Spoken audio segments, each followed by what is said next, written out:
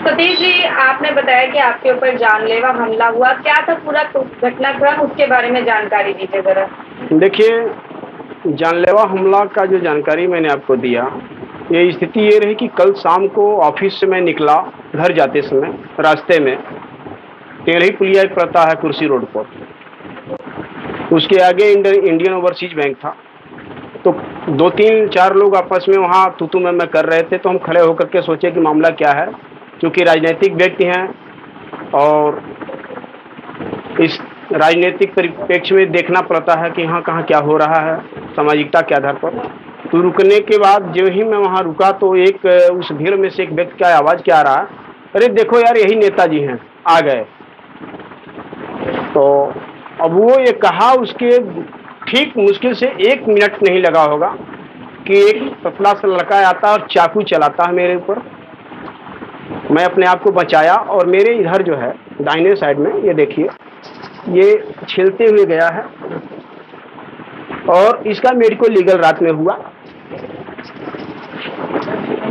थाने में FIR के नाम पर एप्लीकेशन दिया गया।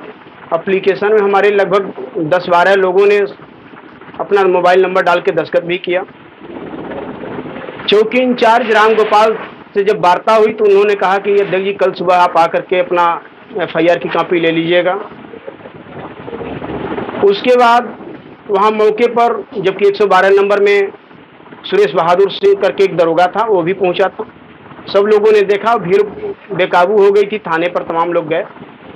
रात होने के नाते सब अपने अपने घर गए। जब सुबह बुला लिया गया, सुबह आने के बाद पता क्या चला कि उन्होंने कहा कि अभी बाद में हम आपका FIR दे देंगे, तो कुछ समय लगेगा, आप तब तक चले जाइए। फिर हम चले आए इधर।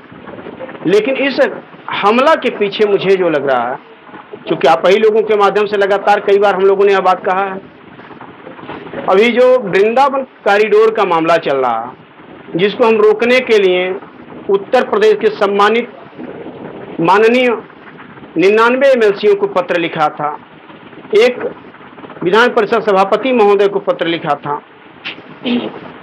उन लोगों के बाद ये मामला मुझे ऐसा लग रहा है कि कॉरिडोर बनाने वालों के ही हाथ हैं। ये हमला करा करके मुझे डराया जा रहा है, धमकाया जा रहा है। और हो सकता है, क्योंकि आप लोग यहाँ मीडिया से पहले लखनऊ की जनता हैं, इस चीज़ को भी देखें। इसके पहले एक ऐसा उभरता चेहरा था कमलेश तिवारी, जो हिंदुत्व की बात किया करता था, और जो ही मामला ज़्यादा तूल पकड़ा, सुरक्षा अगले ने मांगा, सरकार ने सुरक्षा नहीं दिया और उस व्यक्ति की हत्या करा दी जाती है।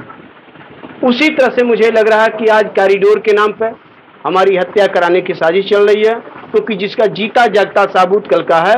अभी मैंने चोट भी आप लोगों को दिखाया, मैं अभी मेडिकल लीगल भी आप लोगों को भेजूंगा।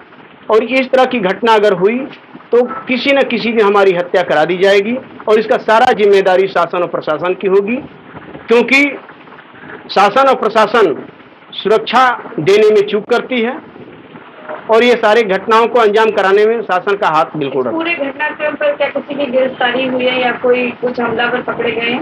अभी कोई जानकारी बता तो रहे हैं कि प्रशासन की तरफ से, पुलिस वालों की तरफ से कोई सूचना नहीं आई, जबकि मेरा नंबर भी वहाँ है। उन लोगों ने कहा मैं गिरफ्तार करूंगा, आपको बुला लूंगा, लेकिन अभी कोई सूचना नहीं आया। या निहायत ही मामला बहुत ही संदेहास्पद स्थिति में है कि कहीं न कहीं से लग रहा है कि पुलिस की भी मिली भगत है। और चूंकि जानकीपुरम का मैं निवासी भी हूँ, जानकीपुरम रहता हूँ, गुरम्बा थाने से जाना आना होता है, तो मुझे ये लग रहा है कि वहाँ के लोगों के द्वारा मिली भगत होगा कि कहीं ऐसा न हो कि यह आदमी आगे बढ़ जाए और कॉरिडोर बनाने में बाधा बने, इसलिए इसको रास्ते से हटाने की प्रक्रिया शुरू हो गई।